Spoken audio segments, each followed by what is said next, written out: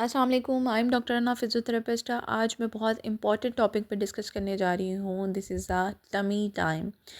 Tummy time infant में क्यों ज़रूरी है? 0 to 12 मंथ के बच्चों में tummy times is more important. अब क्यों इम्पॉर्टेंट है ये हम डिस्कस कर लेते हैं। बच्चों में क्या क्या प्रॉब्लम्स आ सकती हैं टमी टाइम ना करने की वजह से।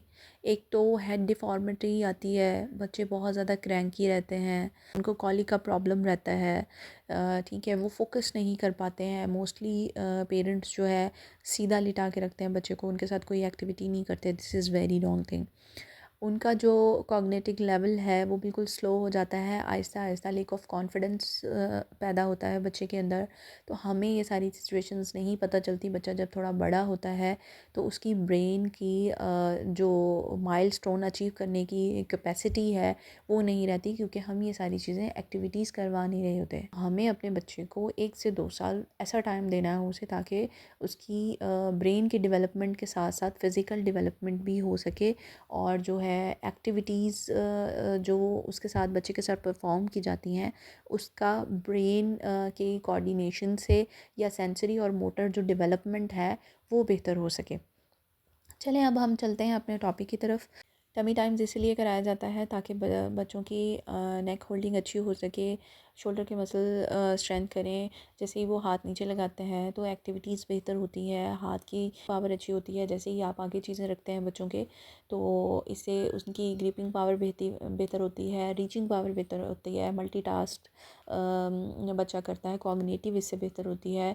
और साथ साथ सेंसरी और मोटर डेवलपमेंट भी इससे बेहतर होती है, क्योंकि जैसे ही बच्चा रीच करता है उससे आपकी मोटर डेवलपमेंट अच्छी होती है, आपका ब्रेन के साथ बॉडी का कोऑर्डिनेशन अच्छा होता है, बच्चा बहुत हैप्पी रहता है क्योंकि बहुत सारी चीज़ों को वो एक्सप्लोर कर रहा होता है। तो इसीलिए टमी टाइम बहुत अच्छा है। कॉलिक बच्चों के लिए बहुत अच्छा है। 6 मंथ के लिए बच्चे बहुत क्रैंकी और बहुत रोते हैं। इस वजह से भी रोते हैं क्योंकि वो बिल्कुल सीधे लेटे रहते हैं और उनको कॉलिक का इशू बहुत होता है। पेरेंट्स को समझ नहीं आ रही होती कि बच्चे को क्या प्रॉब्लम है। पहला बच्चा है, इस जानना बहुत ज़रूरी है कि कौन सी एक्टिविटीज़ बच्चों को कराई जाए और टमी टाइम ज़रूर कराया जाए ताकि ये प्रॉब्लम्स ना फेस करनी पड़े। डिलेड माइलस्टोन है, जो बच्चे डिलेड एक्टिविटीज़ करते हैं वो भी मोस्टली इस वजह से होता है, क्योंकि बच्चों को कोई एक्टिविटीज़ नहीं कराई जाती और उनको सीधा ही लिटा के रखा जाता है। उनका नेक कंट्रोल बेहतर नहीं हो पाता और उनकी बैक स्ट्रेंथ बेहतर नहीं होती, जिसकी वजह से वो अपनी सारी एक्टिविटीज़ को लेट करते हैं। तो इसीलिए बच्चे के साथ इंगेज रहें और बच्चे को टमी टाइम भी करवाएं और इंगेज एक्टिविटी करवाएं। तो ये सारी चीज़ें हम टमी टाइम्स में करवा सकते हैं। बहुत सारे ऑल्टरनेटिव हैं टमी टाइम्स के, वो हम किस तरीके से कराएंगे।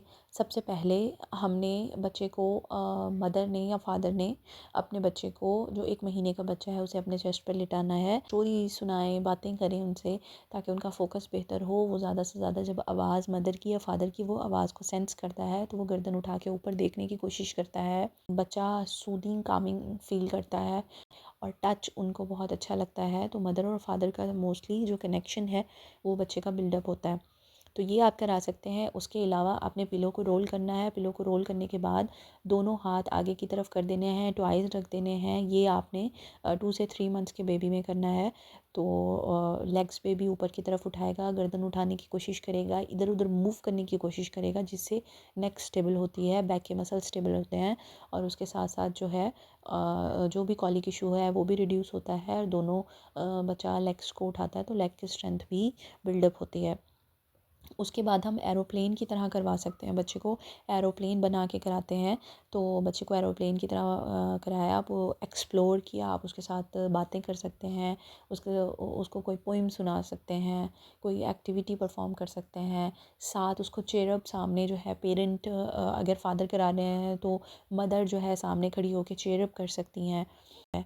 बहुत सारे पेरेंट्स जो है जिम बॉल पे भी करा रहे होते हैं। एक आपने जिम बॉल लेनी है, उसमें बच्चे को लिटा के बाउंसिंग मूवमेंट कराते हैं अप डाउन, तो तब भी बच्चे की स्ट्रेंथ बेहतर होती है, नेक की स्ट्रेंथ बेहतर होती है। जैसे ही हम बॉल को आगे पीछे भी मूव करते हैं, सामने कोई बैठा होगा तो तब भी बच्चा उससे अट्रैक्ट होता है और गर्दन ऊपर उठाने की कोशिश करता है। जो टमी टाइम क्यों हेल्प करता है फर्दर एक्टिविटीज़ में, आहिस्ता आहिस्ता जब आप टमी टाइम करते हैं तो बच्चा रोलिंग स्टार्ट कर देता है, जो नेक्स्ट स्टेप है। नेक्स्ट स्टेप करने के बाद रोलिंग जैसे ही करता है तो बच्चे की जो कॉन्फिडेंस है बच्चे का वो बढ़ता है कि मैंने एक स्टेप अचीव किया।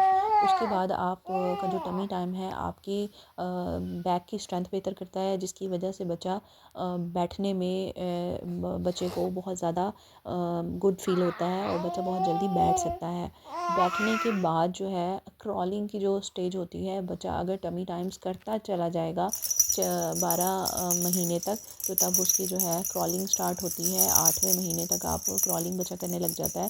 तो 6 मंथ 5 से लेके 8 महीने तक आप जो है टमी टाइम्स के साथ साथ आप क्रॉल भी की एक्टिविटी कराना शुरू कर देते हैं। उससे बच्चा क्रॉलिंग सीख जाता है और उसके बाद जो है आप उसको फर्दर स्टैंड अप कराएं, सिटिंग कराएं, जो भी एक्टिविटीज़ बच्चा जो है टास्क करना शुरू कर देगा।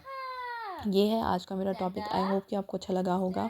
बहुत सारी ऐसे आप खुद से भी अल्टरनेटिव्स निकाल सकते हैं टमी टाइम के, ताकि बच्चा जो है एक्टिविटीज़ भी परफॉर्म करे और साथ साथ जो है उसकी बॉडी स्ट्रेंथनिंग भी अच्छी हो जाए।